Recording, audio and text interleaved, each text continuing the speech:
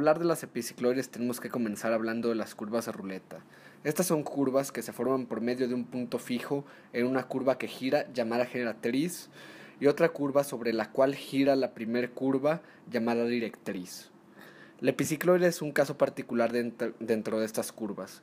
Más específicamente es un caso particular de las curvas cíclicas, las cuales son una curva ruleta con la característica particular de que la generatriz es una circunferencia, la cual va a girar sobre cualquier superficie. La curva cíclica tradicional es la cicloide, la cual consiste en una circunferencia girando sobre una recta, creando así una serie de arcos como podemos observar en la imagen. Habiendo hablado de las curvas cíclicas, ya podemos hablar de las epicicloides. La epicicloide es el caso particular de la curva cíclica en la cual la directriz es otra circunferencia, por lo que es una curva generada por una circunferencia girando alrededor de otra circunferencia. Una epicicloide es el lugar geométrico descrito por un punto fijo en una circunferencia que rueda en el exterior de otra circunferencia fija, y esto es sin resbalar. La circunferencia se puede ver la circunferencia de aquí afuera, que rueda alrededor de esta circunferencia mayor, y la curva que se forma, la roja, es la epicicloide. La epicicloide ha tenido muchos funcionamientos.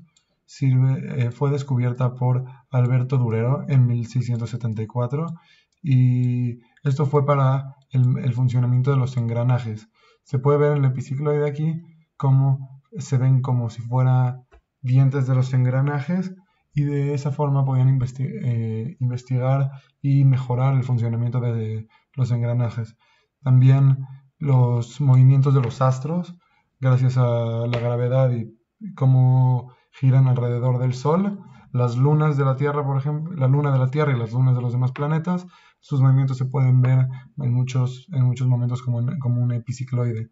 Y también hay muchos estudios de la velocidad angular basados en la epicicloide.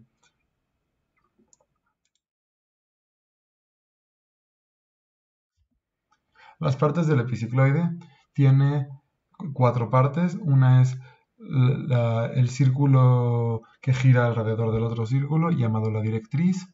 Otro es el círculo que está en el centro, este no se mueve, llamado la generatriz. Después, los puntos que tocan a la generatriz se llaman los picos, y aquí se puede ver el arco. La epicicloide puede tener una cantidad de picos muy específica, y esta cantidad de picos se puede calcular por el radio de la circunferencia mayor sobre el radio de la circunferencia menor, y así se van a ver cuántos picos va a haber. Hay 3 posibles casos que existen. Existe si el radio de la circunferencia mayor es divisible entre el radio de la circunferencia menor, entonces va a haber un número de picos, y no se va a pasar no va a tener la circunferencia, si sigue dando vueltas, va a seguir pasando por sí misma, como en este caso, que se puede ver, pero ahora en este caso se puede ver como ya hay muchos más picos porque la circunferencia mayor creció, y entonces la circunferencia pequeña vuelve a pasar por la circunferencia grande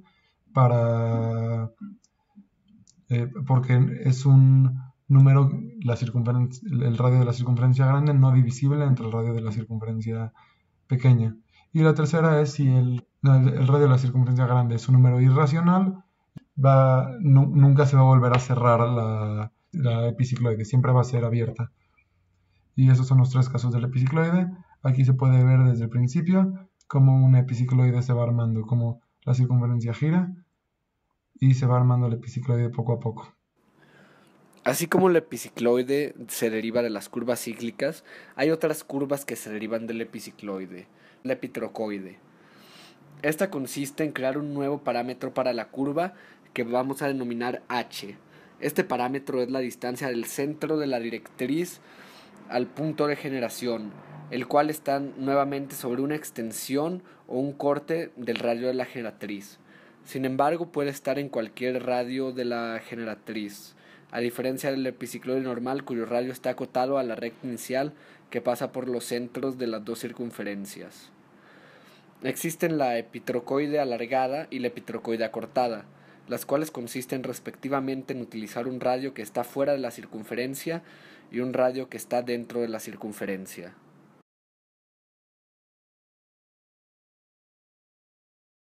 Queremos encontrar la ecuación paramétrica para el epicicloide. Para ello vamos a basarnos en este dibujo de un epicicloide que se está formando. Podemos notar en el círculo que forma cierto arco correspondiente al otro círculo. Para ello podemos decir que el arco que va de A a B es igual que el arco que va de B a P con sus respectivos ángulos. Entonces nuestro arco A a B va a ser igual a A por teta, que sería el ángulo correspondiente a este círculo. Y nuestro arco de B a P va a ser igual a B por phi. Para la ecuación vamos a querer que teta sea nuestro parámetro, entonces vamos a deshacernos de phi. Para ello vamos a dejar a phi como A entre B por teta.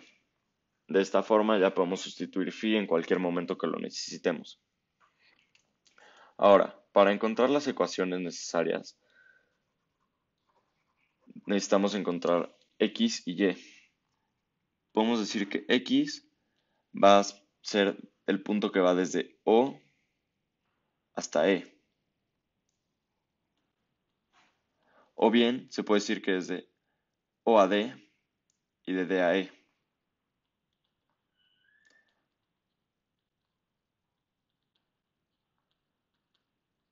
En el caso de la Y, vamos a decir que Y va a ser igual de E a P.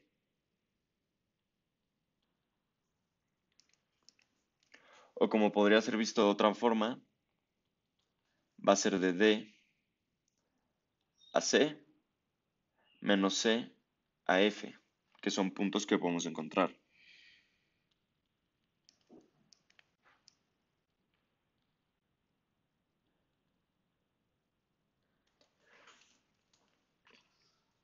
Dicho esto, podemos basarnos primeramente en encontrar la ecuación para X. Primeramente podemos ver aquí se forma un ángulo θ, el cual si juntamos los puntos podemos formar el triángulo OCD. Entonces, este triángulo va a tener un ángulo de θ y va a tener una hipotenusa que va a ser la suma de ambos radios. Entonces va a ser la suma de el radio A más el radio B. Con esto podemos decir también que el coseno de θ va a ser igual al cateto adyacente, que en este caso sería el segmento de OAD,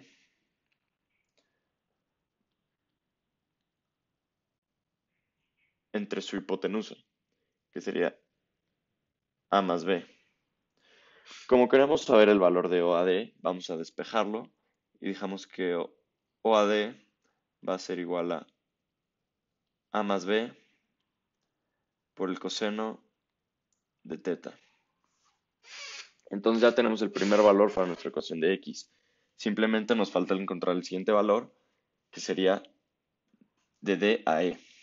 Habiendo obtenido la longitud de OAD, nos falta obtener la longitud que corresponde de D a E. Esto puede ser obtenido fácilmente ya que podemos notar que aquí se forma otro triángulo rectángulo. Este triángulo rectángulo su hipotenusa será B, que es el radio del círculo pequeño.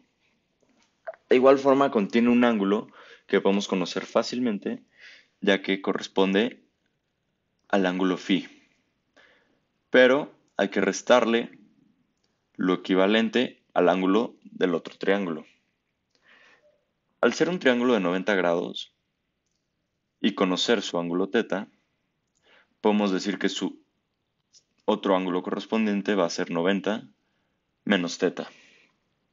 Por lo tanto, este pequeño ángulo que necesitamos aquí va a ser phi menos 90 menos teta.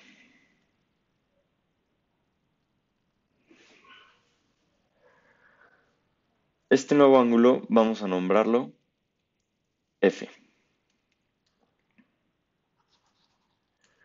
Podemos reescribir de igual forma este ángulo F a la forma en la que ya estábamos viendo, ya que conocemos el valor para phi y dejarlo en términos de teta. Al igual que se puede simplificar esta ecuación. Entonces nos quedaría que nuestro ángulo F va a ser igual a A entre B por teta más teta menos 90 grados. Simplificando todo esto y escribiéndolo en radianes, nos quedaría A más B entre B por teta menos pi medios. Muy bien, conocemos ahora este ángulo F. Ahora lo que nosotros necesitamos es el cateto opuesto del triángulo. Ya no sería el cateto adyacente. Para obtener el cateto opuesto de un triángulo, se utiliza la función seno de nuestro ángulo F, va a ser igual al cateto opuesto de AE entre la hipotenusa B. Despejamos nuestro segmento DAE y esto va a ser igual a B por el seno de A más B entre B por teta menos pi medios. Ya obtuvimos los dos valores que corresponden a X, pero hay que escribirlos de manera más simple y dejarlo todo en forma de cosenos. Vamos a enfocarnos por el momento completamente en esta parte del seno.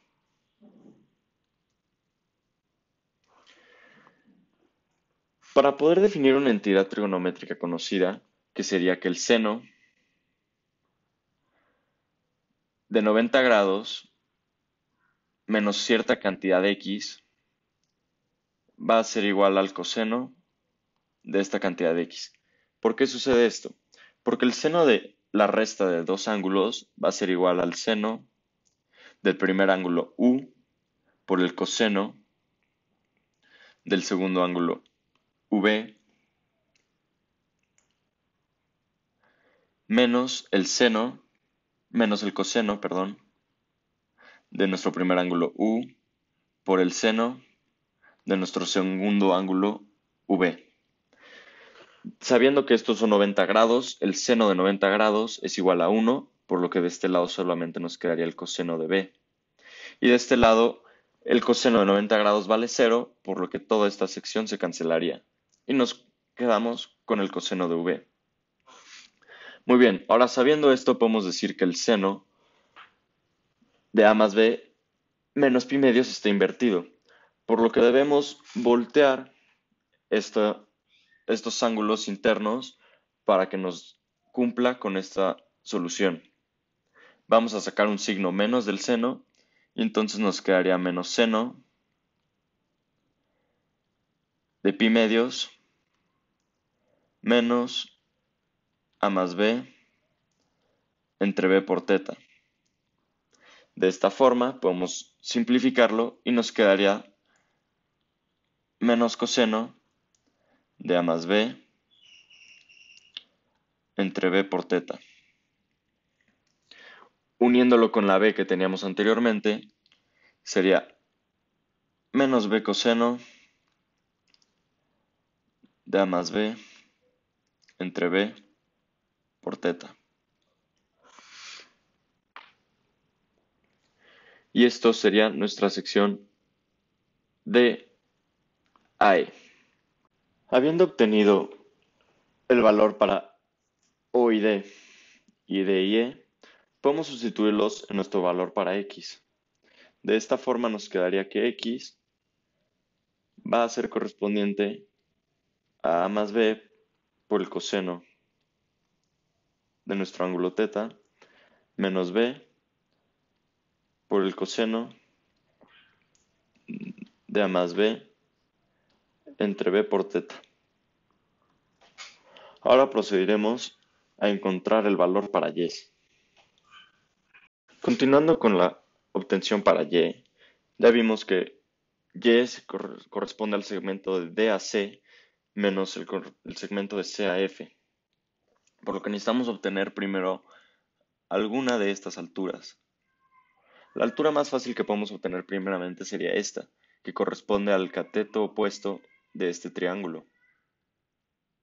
Para obtener el cateto opuesto de ese triángulo utilizamos la función de seno, que nos dice que el seno de ángulo θ va a ser igual al cateto opuesto, en este caso DAC,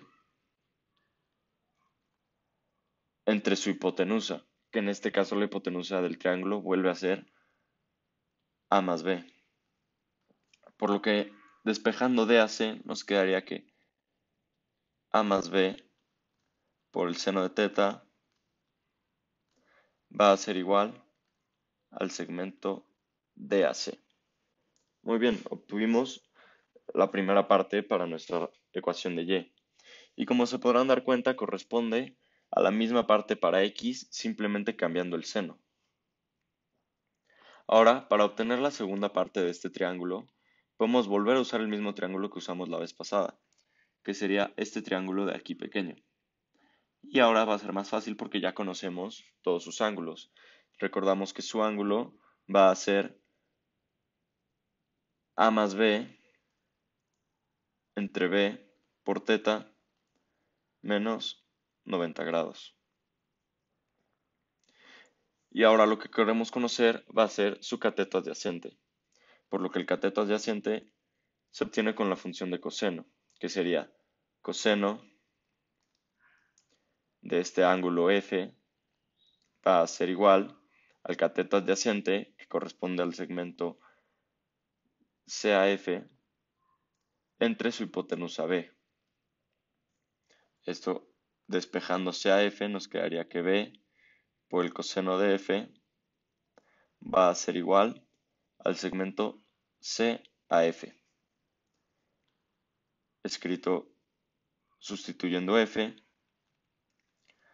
A más B entre B por θ menos 90 es igual a CAF. Muy bien, enfoquémonos como hicimos anteriormente. Vamos a enfocarnos solamente en el coseno. Queremos simplificar este coseno a dejarlo a senos. Igual que el seno tiene una diferencia de ángulos, el coseno la tiene, la cual nos dice que el coseno de un ángulo U menos un ángulo V va a ser el coseno de U, coseno de B, menos el seno de U, seno de B. Muy bien. Y para que esto se pueda simplificar y nos quede simplemente seno de V, o nos quedaría más bien menos seno de V, gracias a este menos que tenemos aquí, queremos dejar el ángulo de 90 grados del lado izquierdo del coseno, ya que el ángulo coseno de 90 sería 0, todo esto se cancela, y el seno de 90 sería 1, por lo cual podría tomarse como cancelado y simplemente nos queda el menos con el seno. Entonces para esto nos quedaría menos coseno de pi medios menos A más B entre B por θ. Y como ya se explicó aquí, nos queda que esto va a ser seno de A más B entre B por θ. Y con el menos que teníamos que habíamos sacado, esto se convierte en un más. Vamos a añadirle la B y nos queda B seno de A más B entre B por θ. Muy bien, ya obtuvimos nuestro valor de DAC y de CAF. Simplemente hay que juntarlos. Nos quedaría que y va a ser igual a más b por el seno de teta menos, por el menos que tenemos de aquí, b por el seno de a más b entre b por teta. Si reescribimos la x de aquí abajo,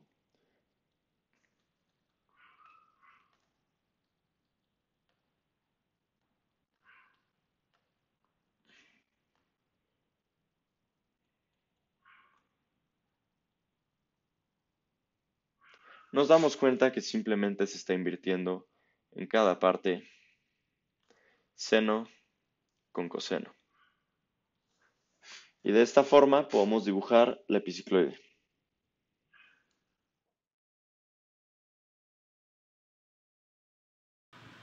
Ahora, para poder graficar nuestra ecuación dentro de GeoGebra vamos a necesitar crear 3 deslizadores. 2 de ellos van a ser para los radios de nuestros círculos para poder crear distintas figuras y el otro es nuestro parámetro de teta. Y procedemos a crear los deslizadores. Nuestro primer deslizador A va a ser el radio del círculo que se mantiene estático. Vamos a decir que va de 0 a 20 con un incremento de 0.01. Creamos nuestro segundo deslizador B con exactamente los mismos parámetros. Y por último vamos a crear nuestro deslizador para el parámetro, vamos a llamarle P, y va a ir de 0 a 75.48, que es más o menos 24 veces pi, para poder lograr 24 vueltas a este círculo. Y con el mismo incremento. Nada más que vamos a darle un largo más grande para poder moverlo con facilidad. Vamos a acomodar esto por aquí. Listo. Ahora vamos a ingresar nuestras ecuaciones que obtuvimos. La primera de ellas va a ser f de x. Y si recordamos, era nuestro a más b por el coseno. En este caso va a ser x, lo que le está dando la ecuación. Menos b por el coseno de a más b entre b por lo que sería x. De igual forma vamos a graficar nuestra segunda ecuación, vamos a nombrarla g de x y va a ser igual a más b, le damos por el seno de x menos b por el seno de a más b entre b, x. Si vemos estas ecuaciones ven un poco raras, pero no hay problema ya que esto no va a ser nuestro círculo. Cambiando los parámetros, estas ecuaciones se vuelven locas. Vamos a graficar ahora sí nuestro punto C, vamos a nombrarlo con la función de curva. Primeramente le pasamos nuestra primera expresión que va a ser f de u, luego g de u, cuál es la variable, u, desde qué rango comienza, y nuestro parámetro, que en este caso va a ser nuestro deslizador para P. Si bien aquí nos creó una pequeña línea, ocultaré las otras dos. Y esta pequeña línea sigue un círculo cada vez que movemos nuestro parámetro. Si nosotros incrementamos el valor de este, va a incrementar en automático nuestra figura. Ahora vamos a crear los dos círculos para que se pueda ver de mejor forma cómo se dibuja este epicicloide. Vamos a marcar primero nuestro punto A, va a ser igual a nuestro origen. Nuestro punto B va a ser igual a donde comience este círculo, que sería A con el sería A, 0, y luego dibujaremos nuestra circunferencia grande. Tenemos la circunferencia de aquí a aquí. De igual forma debemos marcar el punto por el cual va girando todo este epicicloide. Vamos a marcar C de nuestro parámetro P, y aquí podemos ver que nos marca este pequeño punto que va dibujando la ecuación. Necesitamos crear una rotación en nuestro círculo. Para ello aquí tenemos una pequeña función que nos ayuda a crear la rotación en el círculo. Nos pide un ángulo el cual va a ser nuestro parámetro P, y como podemos ver nos crea aquí un punto B que sigue la circunferencia mientras vaya girando nuestro círculo. Vamos a crear algunas rectas de apoyo que nos funcionen para dibujar nuestro segundo círculo. Creamos una circunferencia cuando le damos su radio de B, y crearemos una segunda circunferencia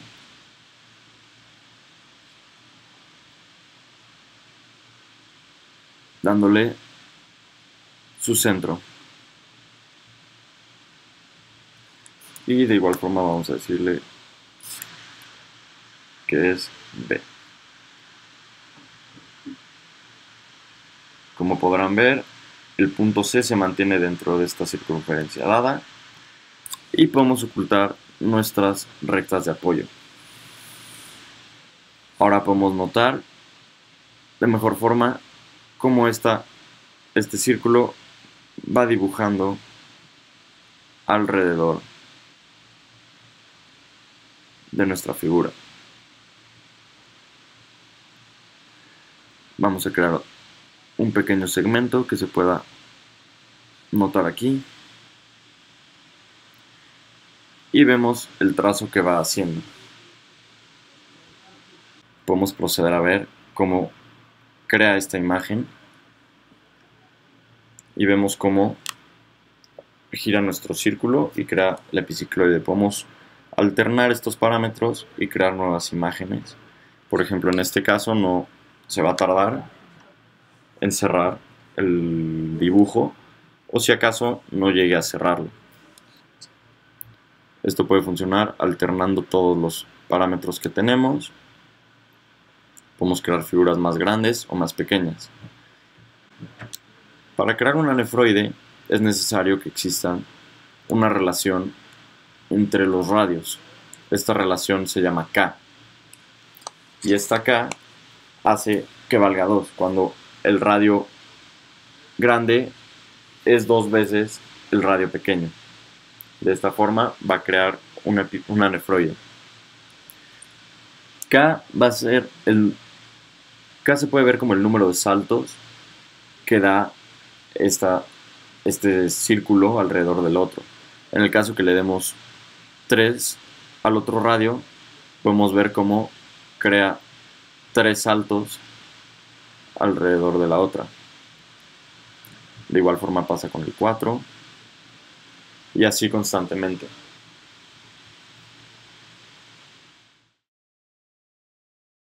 La nefroide es una curva plana cuyo nombre significa forma de riñón. Aunque el término nefroide fue usado para describir otras curvas, fue aplicado por Anthony Proctor. Queremos obtener ahora la ecuación general paramétrica de la nefroide. Vamos a partir de la ecuación que habíamos encontrado para la epicicloide común, ya que sabemos que la nefroide es un caso particular cuando el radio 1, que sería A, es igual a 2 veces el radio B. Siempre que se cumpla esta igualdad va a ocurrir una nefroide. Entonces vamos a sustituir todos los valores de A por 2B en nuestra ecuación de X, y nos quedaría X va a ser igual a 2B más B coseno de teta menos B coseno de 2B más B entre B por teta. De esta forma, sumamos todas las B's que tenemos y nos quedaría 3B coseno de teta menos B coseno de 3B entre B por teta. Aquí se pueden cancelar fácilmente las b's y simplemente nos quedaría 3θ. Y de igual forma tenemos un término común en ambos lados que es la b. Entonces podemos sacarla y dejar b por 3 veces el coseno de θ menos el coseno de 3 veces θ. Y esta sería la ecuación que necesitamos para x en el caso de la nefroide. Para y, teníamos que y es igual a a más b por el seno de θ menos b por el seno de a más b entre b por θ. De igual forma sustituimos todas las a's y nos quedaría 2b más b seno de θ menos b seno entre b por θ. Esto nos quedaría otra vez 3b seno de θ menos b seno de 3θ. Sacamos la b y nos quedaría b por 3 veces el seno de θ menos el seno de 3 veces θ. Dándole a nuestra ecuación cierto radio para ambos x y nuestro parámetro θ, vamos a poder formar una nefroide.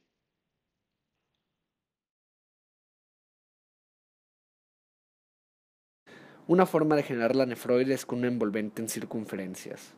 Esta forma consiste en tomar una circunferencia de radio r y después utilizar el perímetro de la circunferencia para poner centros de otras circunferencias que deben ser tangentes al diámetro, que tiene 90 grados con respecto al eje, y el conjunto de circunferencias van a formar una nefroide. Otra forma es una envolvente en rectas. Esta forma consiste en tener un parámetro alfa que va a ser un ángulo para formar la nefroide. Se unen las rectas que están a alfa grados y a 3 alfa grados alrededor de la circunferencia y el conjunto de rectas alrededor va a formar la nefroide.